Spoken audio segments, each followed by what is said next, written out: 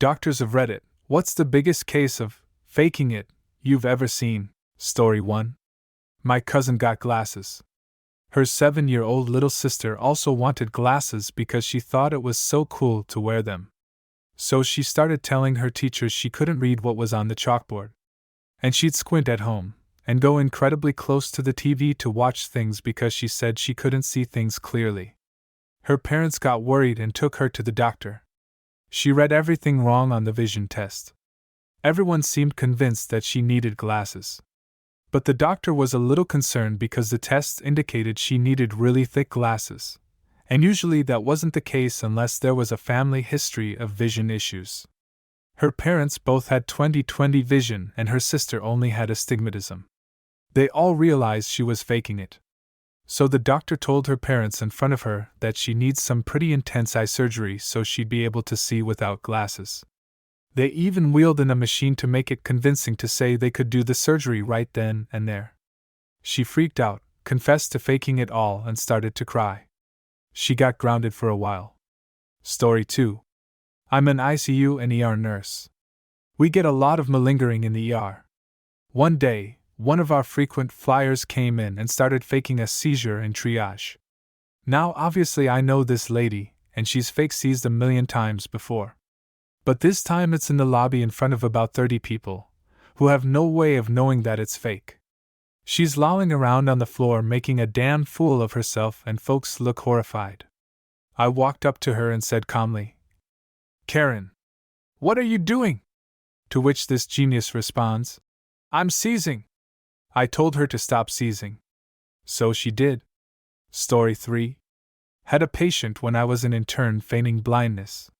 She would constantly be playing on her smartphone, only furiously trying to hide it when someone from the care team came into her room.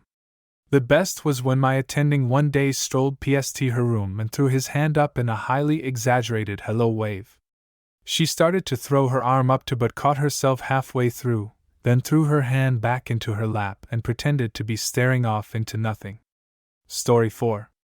When I was a kid I learned I could fake sick and get out of school. So 1 to 2 days a week I would get a migraine, and hold my head and complain, and I would get to go home.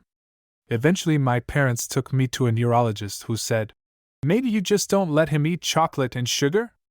I admitted to faking and was grounded for a long time. Story 5. When I was a kid, I would plan my sick days way ahead of time. Had an old thermos that I would pour leftover milk, meat, whatever. Leave it on the windowsill in my bedroom, just letting it fester for a month. Of course the thermos was closed so no smells escaped. I set an alarm for the middle of the night, dumped the contents of the thermos on my rug and ran in to tell my dad I was throwing up and so sick. However, this thermos monstrosity filled the entire condo up with horrible smells, and both me and my dad ended up puking into the tub at the same time every time we tried to clean up the rug. He had to take the day off work too. Needless to say, I never pulled that again. Story 6. Years ago I had a patient who had been rear-ended in an auto accident a few weeks before I saw her. She had a history of lupus. She was decked out in the usual "I'm crippled" paraphernalia: crutches, neck brace, elbow braces, wrist braces, knee braces, and could barely walk. I saw her a couple of times and she showed no improvement.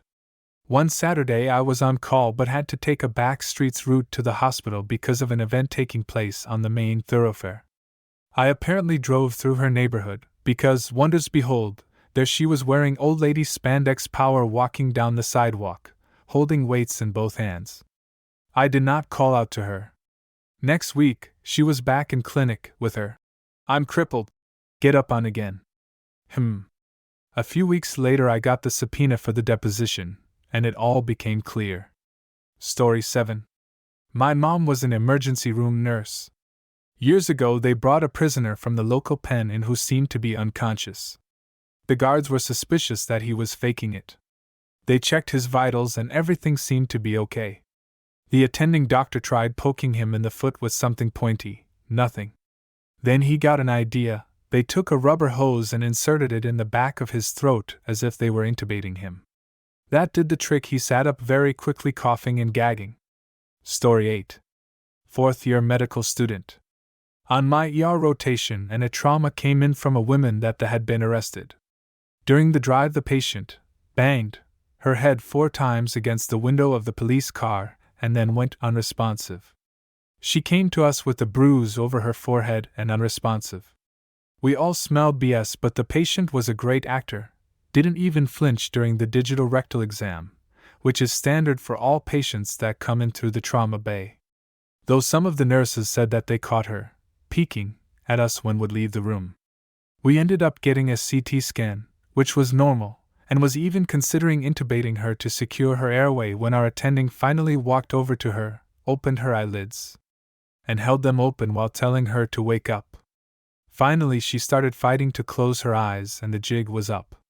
The doctor called her out, and she proceeded to start screaming at us. She was much more pleasant when she was pretending to have a brain injury. Story 9. I'm not a doctor but a nurse. There was a geriatric patient taking advantage of the call bell because she was an attention seeker. She always needed really basic things to get done for her because she thought the place was a hotel. It was a rehabilitation ward, and we should try to motivate patients to do as much for themselves as possible. She would ring the bell for reasons like, "Please lift the blanket up for me," or "Please pass me my phone," or "Please feed me," and claimed that her hands didn't work.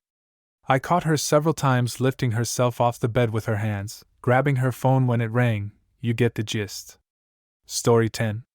After days of saying no and that she needs to start doing things for herself, she grew more and more frustrated. Eventually she snapped, grabbed me by my collar, shook me aggressively, and yelled, "What don't you understand about the fact that my hands don't work?" I didn't know what to tell her. I just looked at her and blinked as she slowly released her death grip off me. I guess I healed her hands.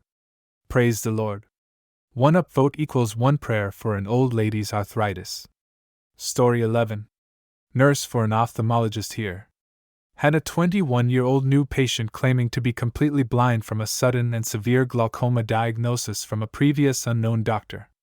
Would feel around while walking, tried to keep eyes rolled back into his head. The whole 9 yards. He said he is a famous YouTube rapper that is now unable to make videos or earn a living. I exclaimed to have heard of him before and very excitedly asked him to search and show me his YouTube channel on my phone so that I could subscribe. He took my phone out of my hand and effortlessly found the YouTube app and typed away in the search bar. Oh, and of course his eyes were back to normal and focused. Story 12. Guy came to ER. I was a nurse at the time. For stomach ache when asking him about history, he randomly mentions a fight with his girlfriend where she left in a tizzy and he fell asleep on the couch. 20 minutes later when we see the CT, he has a satellite cable remote wrapped in a condom lodged in his rectum. I suppose he intended to frame her. Didn't get to hear the conversation he had with the doctor. I was curious how he was going to explain why she was nice enough to wrap it in the condom. Story 13. I'm a nurse. We had a guy who had to come in every 3 months to get a medical certificate to say he couldn't work at his retail job due to severe disabling back pain. He was receiving large amounts of insurance money for this condition. After the doctor had done his usual examination and questions and signed it off, the guy asks the doctor to check his shoulder, which doc does, and asks how he injured it. Guy says playing rugby for a competitive team. Really, says doc? How long have you been playing for them? Guy has been playing and training the whole time. Doc puts this info on insurance form. Doc loses his shit in staff room laughing. Next week the patient loses his shit in reception because his insurance has been cancelled. Story 14. This patient comes in for back pain with weakness of the legs. Gets a full workup with MRI, standard blood work, and then some immunological things to look for stuff like myasthenia gravis. No neurological or immunological explanation for the weakness. Patient is seen by physical therapy, and they are of the opinion that the patient is holding back intentionally. Go to see the patient at the end of the day and prep them for discharge. Patient is infuriated that they're being discharged. Yelling and screaming about how they aren't better, how they're disappointed in the institution, blah blah blah. They said one particular thing that still clearly stands out 3 to 4 years later. I can't believe you're sending me home already. I haven't even told my family I'm here, and now you're going to send me home before they even have the chance to see me? My attending and I leave the room to arrange things with the nurses. We go back in and the patient is out of bed and standing up in the middle of the room. Miraculously, the patient is able to walk with zero assistance when they had so much difficulty with any assistance over the previous 2 days. At that point, they were enraged. We went into the room without knocking. They were discharged home after a conversation regarding abuse of medical services. Story 15. I'm a doctor. I used to tell stories about things like this, but lately I've come to realize that many people who are faking it have a severe psychological trauma, e.g., child sexual abuse, which is manifesting in physical symptoms, or some other bad cause for their factitious disorder. Even for the malingers, too, they're usually in a terrible place in life despite how much fun it is to read about their stories. We should treat both types of people with compassion and understand the circumstances that brought them to that place in life. Story 16. I am a nurse but not a doctor. I had a patient who worked in a hospital, janitor, so he knew enough to fake a bit. He was seeking pain meds, complaining of chest pain, wanting morphine. He was worked up for everything cardiac and was fine. Then he tried to claim GI discomfort when he was being discharged. Cleared again for everything. Fake chest pain again. Cleared again. Now he's my patient. I'm a new face. He's telling me he's having abdominal pain. I call the doctor, knowing this guy's history. He says he'll be up to see him soon. This patient wants a ginger ale, some stomach ache. I decide to go to lunch. My coworker comes into the lunchroom, disgusted. This guy had taken a dump in a basin and then dumped the ginger ale over it and tried to tell her he'd had fecal vomiting. He obviously needed Dilaudid right now for the pain. I walked into his room and sure enough, a pile of shit in a puddle of ginger ale. I told him I'd have to take away his food and drinks and we'd have to put an NG down. Suddenly he changed his tune. He admitted to faking it. Story 17. Not a doctor, but I was in the ER one night, and there was a seeking drug addict who literally only acted in pain when there was staff around. You ever see those videos where the little kid is fine, and then they spot a parent, and then bawl, then immediately stop and be fine when the parent is out of view? Exactly like that. Sat fine, no movements or wincing or noises, then wailing when a nurse was in the same vicinity, then back to fine when they left. Story 18. I had a patient when I worked in an ICU that was sedated and on a vent. A family member showed up out of nowhere and was staying day and night. I got pretty suspicious of them because they were clearly lying about knowing this person. Just talked to the fake family member about how it must have been sad since they just celebrated their birthday a week or so before getting ill. This person said it was a wonderful party and such, to which I replied their birthday hadn't occurred yet and wouldn't for months. Turned out when security came it was a homeless person who snuck in and found a room with a sedated patient and decided to make it a place to stay. Needless to say, security to enter the ICU was absolute shit.